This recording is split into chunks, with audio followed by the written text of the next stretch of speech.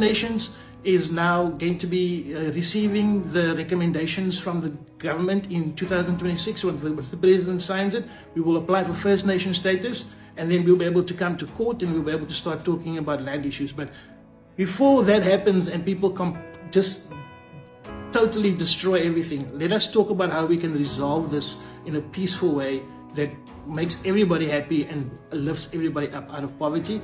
And then also it gives even the Afrikaners and the English and all the foreigners here peace of mind that we won't just take everything. That the reality is we can work together.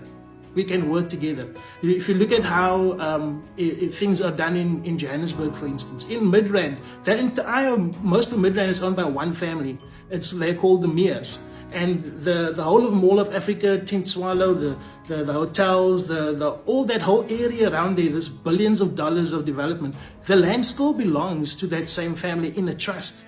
And everybody there has 100 or 200-year leases, 99-year leases. They're billion-dollar malls and buildings and huge office buildings that you see there in Midrand. That's all on one family's land. So the legal president in South Africa is there for the Khoisan to get a trust where all the land sits in it and everybody basically rents from the Khoisan people in the Western Cape and Northern Cape.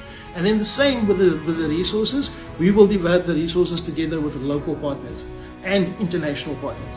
And there's lots of resources. So we can do that and take our people out of poverty by keeping the majority of the wealth here for the development of our people and our infrastructure, and to help us to be able to then utilize the markets that we have access to through BRICS and geopolitically neutral markets. So we don't care about whether you from the west, from the east, from the north, from the south. This is a geopolitically neutral plan, because we've been the geopolitical football of the world for 400 years as the Khoisan. We don't want to be a part of your games. We just want to be free, and we want to take our people out of poverty, and that's what the Douglas Mofara plan is about. So we're going to use the United Nations process and the United Nations support in order to help us to do that.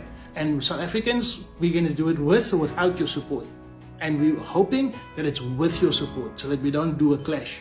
But we, as the Khoisan people, are peace-loving people.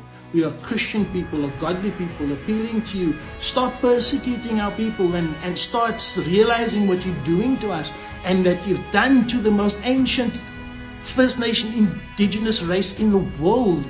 You guys have a bleeding heart for everybody but us as the Khoisan people. When will the world, even our own people, start really having a heart for our people and understanding that we are not the enemy?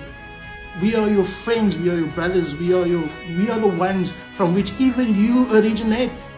So let's put together a plan, and next time I'm going to talk about the traditional Khoisan Leaders Act and how that impacts everybody's lives. Thank you very much.